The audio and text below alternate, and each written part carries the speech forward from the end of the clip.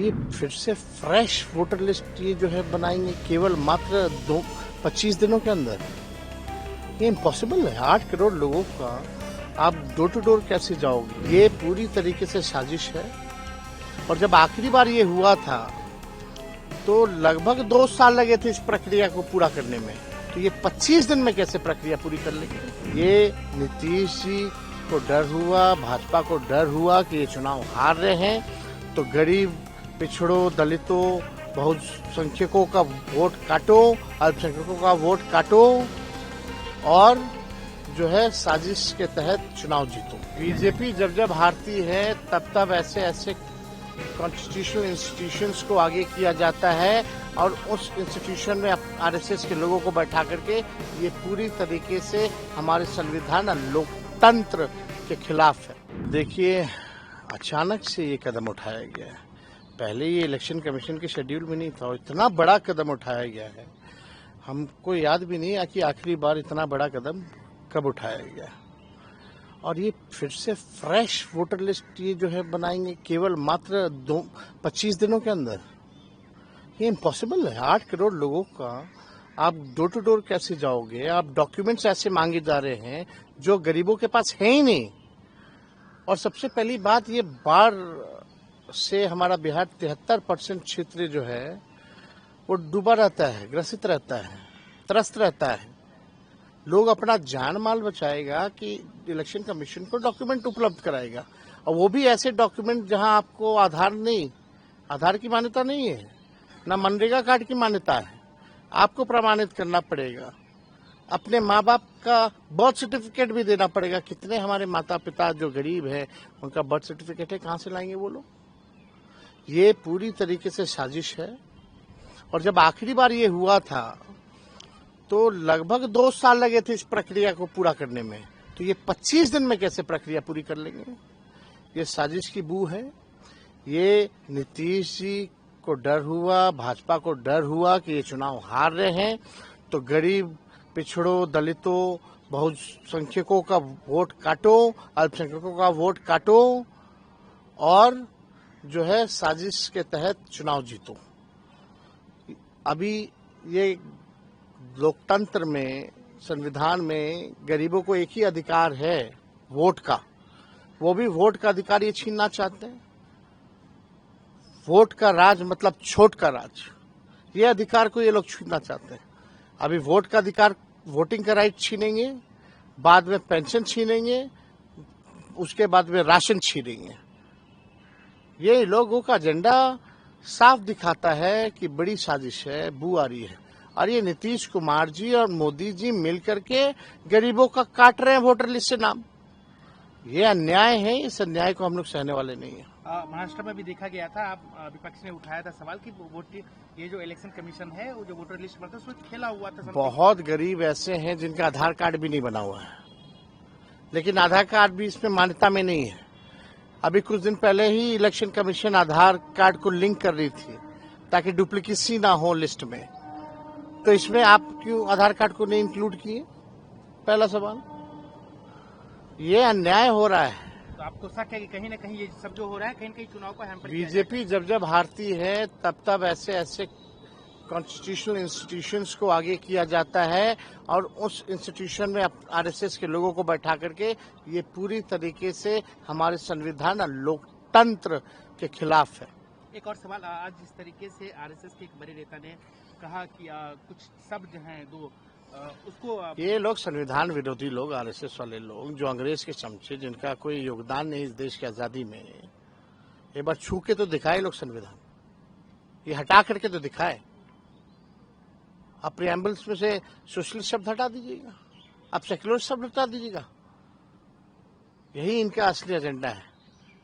दे भाजपा के लोग जवाब इस पे। वो संविधान में छेड़छाड़ नहीं करने की बात कर रहे हो। ये लोग सब आरक्षण खत्म कर दिया, सब कुछ जो है निजीकरण कर दिया गया, स्वतः ही आरक्षण खत्म कर दिया। ये लोग आरक्षण विरोधी लोग हैं, ये लोग संविधान और लोकतंत्र विरोधी लोग हैं। बिहार के लोग इस बार करारा जवाब देंगे इन लोगों को। निर्वाचन आयोग द्वारा मतदाता सूची के पुनरीक्षण के कार्य पर राजनीतिक बवाल खड़ा किया जाना विपक्ष की राजनीतिक दल की कमजोरी को दिखाता है।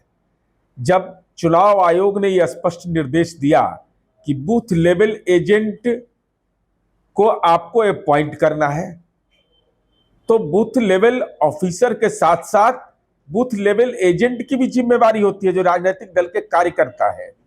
अगर मतदाता सूची के पुनरीक्षण के कार्य चल रहे हैं, उसमें कहीं कोई जनता को परेशानी है, तो बूथ लेवल एजेंट को भी सहयोग करना है। लेकिन विपक्ष चूंकि राजनीति में मुद्दों के आधार पर राजनीति कर नहीं सकता, ये भयाक्रांत लोग हैं, भयभीत लोग हैं। अरे अपनी कमजोरी बताइए कि बिहार के तमाम मतदान केंद्र पर हम बूथ लेवल एजेंट बहाल नहीं कर सके, तो जो बूथ लेवल एजेंट ही बहाल नहीं करेगा, वह चुनाव में तो स्वाभाविक रूप से उसकी हार तय है, और उसी हार के अंदेशा के चलते अनर्गल प्रलाप कर रहे हैं। श्री तेजस्वी यादव जी को भारत के संविधान पे, संविधान के निर्माता पे, बाबा साहब अम्बेडकर पे भरोसा नहीं है। इनको सोनिया गांधी जी के संविधान पे भरोसा है, इनको अपने परिवार के दस्तावेज पे भरोसा है। ये जनता को गुमराह करके और सत्ता में वापस आना चाहते हैं, ये जनता जान चुकी है। संविधान से देश चलेगा ना, कि बांग्लादेशी के कानून से देश चलाना चाहते हैं, रोहिंग्या के नाम पे आप राजनीति करना चाहते हैं। ये देश को, प्रदेश को क्या बताना चाहते हैं? बिहार के 14 करोड़ लोगों को अपमान करना आपकी नियति बन गई है क्या? आप बिहार के लोगों को अपमान करते हैं, जगह जगह अपमान करते हैं। आपको इस पर बोलना नहीं आप चाहते हैं? अभी 21,391 बिहार में पुलिस बल की तैनाती की गई, इस पर श्री तेजस्वी यादव जी नहीं बोलेंगे। और संविधान के ऊपर उंगली उठाते हैं, संविधान के प्रदत्त अधिकार के ऊपर उंगली उठाते हैं। मैं स्पष्ट कहना चाहता हूं कि राजतंत्र के परिधि से आप श्री तेजस्वी यादव जी आते हैं। बिहार के लोग जानता है कि आपके माता पिता को कांग्रेस मुक्त बनाने के लिए जनता ने आपको सत्ता दिया था, आपके माता पिता को दिया था, लेकिन आपके माता पिता इतने अंधे हो गए कि बिहार के जनता को आंख में धूल झोंक करके बिहार के संपत्ति को लूटना प्रारंभ कर दिए। अब बिहार की जनता आपके झांसे में नहीं आएगी। जनक जी, वो ये भी कह रहे हैं कि बिहार की जो स्थिति है, इसको लेकर नीतीश मोदी डर चुके हैं। ये उनको खुद मालूम है। रात में अगर नहीं सोते होंगे तो मोदी जी याद आते होंगे, नीतीश कुमार जी याद आते होंगे। उनको मालूम है कि अगर राज्य में 2-2 बार उप मुख्यमंत्री का अगर दर्जा कोई अगर दिया, तो श्री नीतीश कुमार जी, राज्य के मुख्यमंत्री जी ने ये ख्याति आपको दिया है। अब वो ख्याति आपको मिलने वाला नहीं है। विरोधी दल का नेता का भी अब जनता बिहार के चुनाव 25 का होगा ना, उसमें आपको ये ख्याति मिलने नहीं जा रहा है। आप जिस लायक थे, बिहार की जनता वो लायक आपको बना के छोड़ेगी। एक और उन्होंने गंभीर आरोप लगाया कि कहा है कि शोषित वंचित जो हैं, और साथ ही उसके साथ ही जो वोटर 8 करोड़ जो लोग हैं, उनको साथ ये धोखा कर रहे हैं, और इनको हटाकर जो वृद्धा पेंशन दिया जा रहा है, जो आरक्षण दिया जा रहा है, सभी को समाप्त करना चाहती है नीतीश मोदी की जोड़ी। देखिए, ये अब जितना इनको गलत बयानबाजी करना है कर लें।